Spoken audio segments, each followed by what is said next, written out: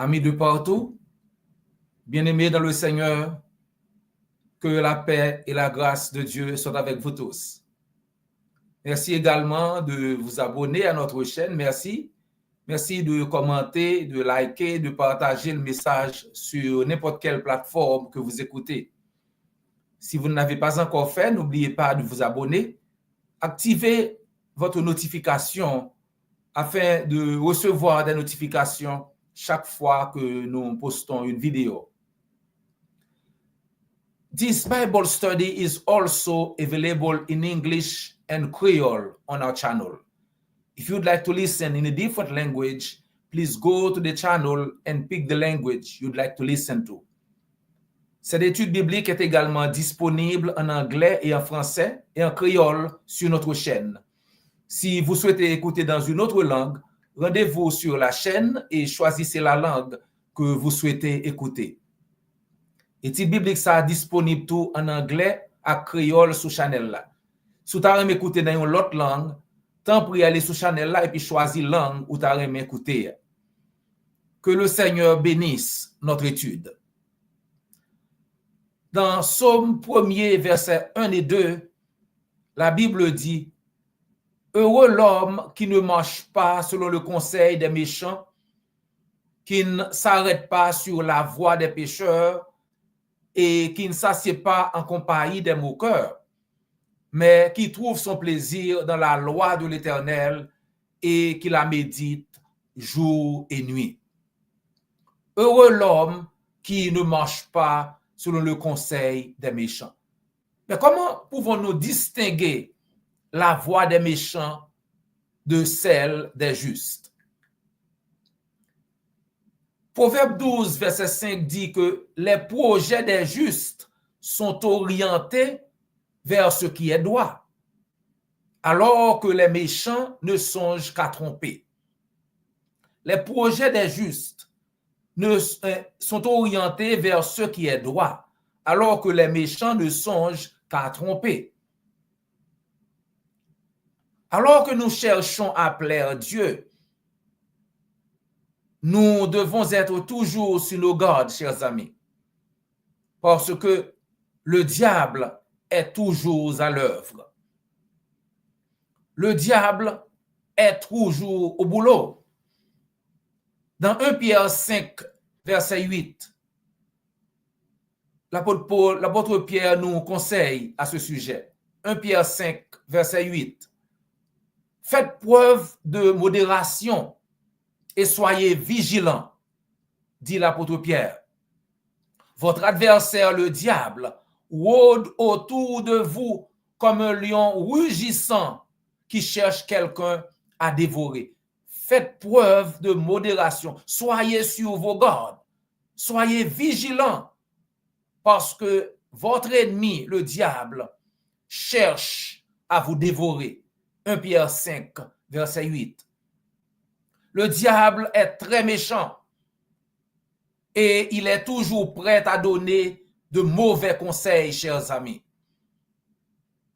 Donc, c'est mieux de chercher à reconnaître la voix du diable afin de ne pas suivre ce que dit le diable.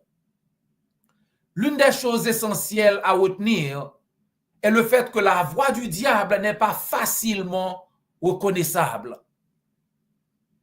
Le diable est si malin qu'il utilise souvent des personnes que vous aimez et respectez pour essayer de vous atteindre. Et malheureusement, les individus utilisés par le diable sont rarement conscients du fait qu'ils sont en réalité utilisés par le diable pour accomplir sa volonté. Le diable peut tromper. C'est un trompeur. Regardons quelques exemples bibliques. L'épouse de Job, par exemple.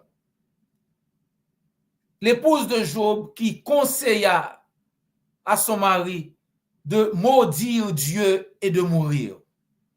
Alors, ce conseil-là De qui vient-il? Maudis ton Dieu et meurs. Croyez-vous que cette femme était méchante et qu'il détestait son mari Job ou Dieu? Et est-ce qu'elle pensait, même à l'époque, qu'elle parlait contre Dieu et en faveur du diable? Non. Dans Job chapitre 2, verset 9, nous voyons une épouse aimante, une épouse qui, par amour et dans une grande frustration, appelle son mari à maudire son Dieu. Elle en avait assez. Pourquoi est-ce qu'elle a dit cela? Beaucoup de gens pensent qu'il s'agissait d'une vision païenne, car il n'était pas rare que les païens maudissent leur Dieu petit d si ceci leur faisait défaut. L'exposition de Gilles sur la Bible avance que le conseil de l'épouse de Job était de faire comprendre à son mari qu'il pouvait facilement voir par son propre cas et ses circonstances que Dieu n'avait plus de considération pour les hommes bons que pour les hommes méchants. Et que c'était donc en vain de le servir. Beaucoup de gens ressentent cela, chers amis. Ils serviront l'Éternel aussi longtemps que la vie sera belle. Mais au moins d'obstacles sur la route, ils sont prêts à abandonner Dieu. Mais le christianisme, chers amis, ne consiste pas à servir, à avoir une vie rose ici sur terre, mais plutôt à avoir une vie éternelle assurée auprès de Dieu. Donc, tout confort et toute vie facile ici sont une bénédiction en plus de tout cela. C'est pourquoi Christ a bien dit de chercher premièrement le royaume et la justice de Dieu, et toutes ces choses vous seront données par-dessus. Faites donc du royaume de Dieu et de ce qui est juste à ses yeux votre préoccupation première. Et toutes ces choses vous seront données en plus. Matthieu 6, verset 33. Lorsque nous regardons la situation de Job, nous essayons de comprendre dans quelle situation se trouvait Job. Peu de temps auparavant, Job avait perdu tous ses biens, tous ses enfants. Et maintenant, il est dans une souffrance atroce. Job traversait des douleurs tellement insupportables que ses 3 amis venus le voir restèrent sans voix pendant 7 jours. Ne pouvaient rien dire. Ils n'en croyaient pas leurs yeux, leurs propres yeux, chers amis. Ils ne pouvaient pas arrêter de pleurer pour leur ami Job. Dans Job chapitre 2, versets 12 et 13. Tout au long de l'histoire, le diable a utilisé la peur et d'autres moyens pour amener les gens non seulement à douter de Dieu eux-mêmes, mais aussi pour conseiller aux autres de douter de Dieu également et d'obéir au diable plutôt que d'obéir à Dieu. Par exemple, Moïse, avec le peuple de Dieu, en route depuis l'Égypte vers la terre promise, qui a conseillé à Moïse d'abandonner et de retourner en Égypte? C'était le peuple de Dieu. poussés par la peur et leur manque de foi, lorsque les Israélites arrivèrent devant la mer Rouge et virent l'armée égyptienne approcher, ils conseillèrent à Moïse d'abandonner la mission et de les laisser retourner en Égypte. N'écoutez plus Dieu. Écoutez de préférence ce que dit le diable. Retournons en Égypte. Le peuple de Dieu. Ils dirent à Moïse, est-ce parce qu'il n'y a pas de tombeau en Égypte que tu nous as amenés pour mourir dans le désert? Que nous as-tu fait en nous faisant sortir d'Égypte? N'est-ce pas ce que nous avons dit en Égypte? Laissez-nous tranquilles et nous servirons les Égyptiens. Car il eût été préférable pour nous de servir les Égyptiens plutôt que de mourir dans le désert. Il eût été préférable pour nous de servir les Égyptiens plutôt que de mourir dans le désert. Exode 14, versets 11 et 12. Le peuple de Dieu conseille à Moïse d'abandonner la mission divine. Le diable, à travers le peuple, veut faire échec au plan de Dieu, chers amis. Shadrach, Meshach et Abednego, dans Daniel chapitre 3, la fournaise ardente. Dans Daniel chapitre 3, verset 13, alors Nabuchodonosor, irrité et furieux, donna l'ordre qu'on amena Shadrach, Meshach et Abednego parce que il ne voulait pas adorer la statue du roi. Et ces hommes furent amenés devant le roi. Et il leur dit, si vous n'adorez pas, vous serez immédiatement jetés dans une fournaise ardente.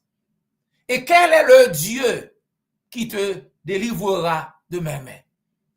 Le roi pense qu'il n'y a pas de Dieu. Dieu ne peut rien faire contre lui. Le diable, à travers Nebuchadnezzar, essaie de tromper, de faire peur à ces trois hommes pour qu'ils désobéissent à Dieu. C'est le plan du diable.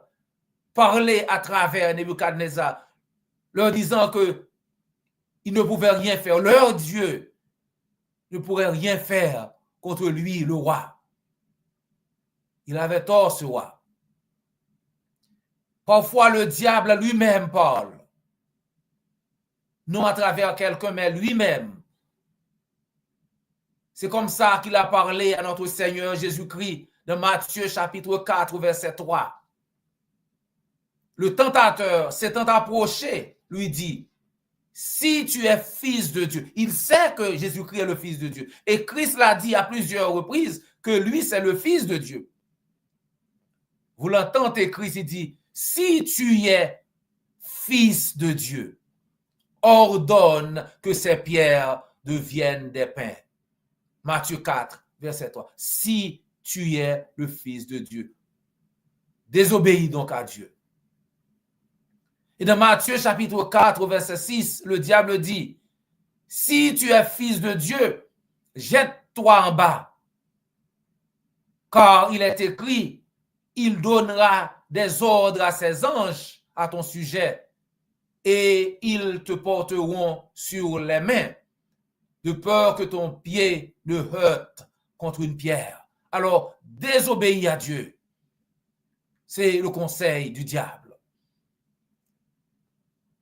D'autres fois, le diable utilise d'autres personnes et d'autres moyens pour conseiller au Seigneur d'abandonner la mission divine. Parfois, le diable utilise des gens pour essayer d'atteindre Jésus. Dans Matthieu 27, verset 40, lorsque Christ était sur la croix, les gens disaient, toi qui détruis le temple et qui le rebâtit en 3 jours. Sauve-toi toi-même. Si tu es le Fils de Dieu, descends de la croix. Vous comprenez? Descends de la croix. Abandonne la mission divine. Si Christ descend de la croix, qu'est-ce qui arrive? Plus de salut. Le plan salut de Dieu aurait été échoué. Dans Matthieu chapitre 16, l'apôtre Pierre lui-même était utilisé par le diable pour essayer d'atteindre le Seigneur. Dans Matthieu chapitre 16, Pierre remporte une grande victoire, déclarant que Jésus est le Messie, le Fils de Dieu. Tu es le Messie, tu es le Christ, le Fils du Dieu vivant, déclare Pierre. Le Seigneur est très content de lui et lui donne le grand honneur d'être celui qui va ouvrir son église, son royaume. Matthieu 16, verset 18. Peu de temps après, les choses changent. Le diable maintenant pousse Pierre à s'opposer fortement à l'idée de notre Seigneur Jésus-Christ d'aller à la croix. Ne meurs pas. Ne va pas à la croix. Encore une fois, si Christ ne meurt pas, il n'y a pas de salut. Le diable maintenant utilise l'apôtre Pierre. En d'autres termes, oublie le plan de Dieu. Donc dans Matthieu chapitre 16, verset 22, Pierre le prit à part. Pierre prit le Seigneur à part et commença à le réprimander.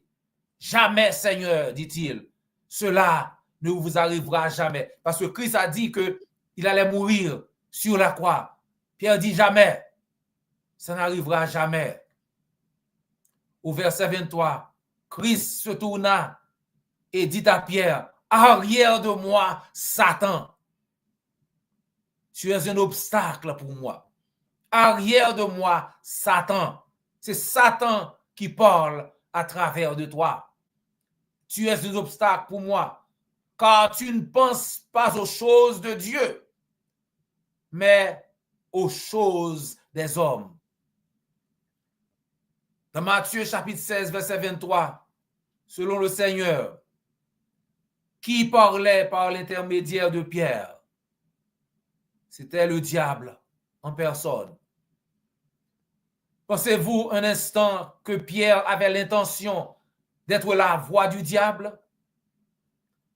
Ou bien Pierre s'est-il même rendu compte qu'il était utilisé par le diable à ce moment-là et que le diable le forçait en réalité à s'opposer au plan de Dieu? Est-ce que Pierre s'est rendu compte de cela? Et la réponse est non. Le diable utilisa, mais lui, il ne le savait pas. Et aujourd'hui, pensez-vous que le diable a cessé d'utiliser les gens pour conseiller aux autres de ne pas faire ce que dit l'Éternel? Non, le diable continue, chers amis. Donc, dans Éphésiens chapitre 6, versets 10 et 11, Éphésiens 6, versets 10 et 11, l'apôtre Paul nous conseille, au reste, fortifiez-vous dans le Seigneur et par sa force toute puissante, revêtez-vous de toutes les armes de Dieu afin de pouvoir tenir ferme contre les ruses du diable. Le diable est rusé, chers amis. Il est occupé, il est à l'œuvre et même maintenant, il travaille très dur pour décourager beaucoup de gens de faire ce qu'ils savent être juste, ce qu'ils savent devoir faire pour plaire à Dieu. Le diable s'oppose. Psaume 1er, verset 1er.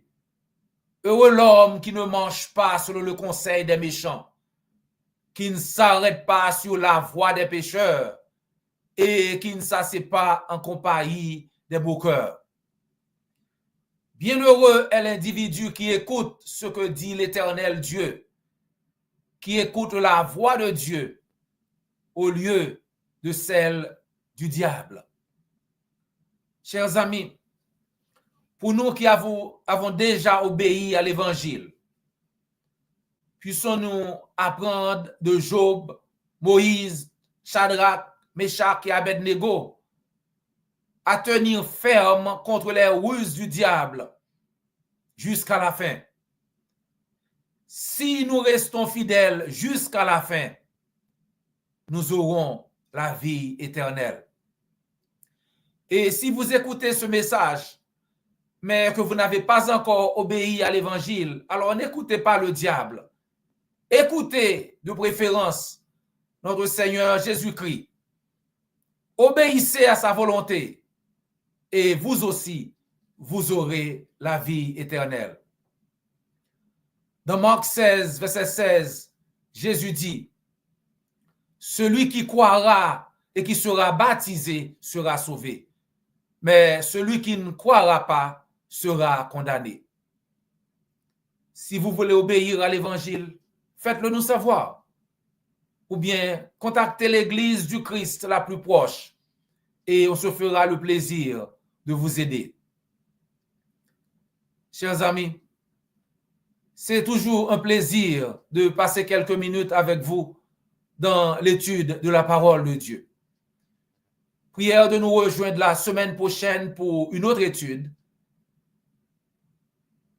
Cette étude biblique est également disponible en anglais et en créole sur notre chaîne. Si vous souhaitez écouter dans une autre langue, rendez-vous sur la chaîne et choisissez la langue que vous souhaitez écouter. This Bible study is also available in English and Creole. If you would like to listen in a different language, please go to the channel and pick the language you'd like to listen to. Étude biblique ça disponible tout en anglais et créole sous chaîne. Si vous avez écouté dans une autre langue, tant pis allez sur channel là et puis choisir langue où vous avez écouté. N'oubliez pas de vous abonner, liker, commenter et de partager sur n'importe quelle plateforme que vous écoutez. D'ici là, que le Seigneur vous garde et vous bénisse.